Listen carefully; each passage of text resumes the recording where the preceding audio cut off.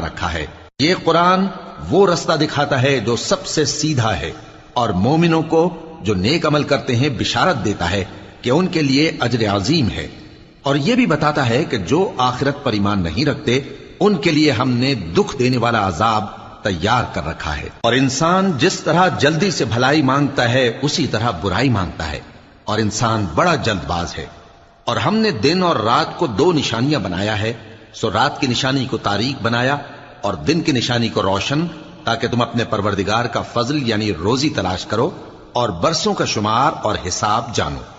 اور ہم نے ہر چیز کی بخوبی تفصیل کر دی ہے، اور ہم نے ہر انسان کے اعمال نامے کو بصورت کتاب اس کے گلے میں لٹکا دیا ہے، اور قیامت کے روز وہ کتاب اسے نکال دکھائیں گے جسے وہ کھلا ہوا دیکھے گا۔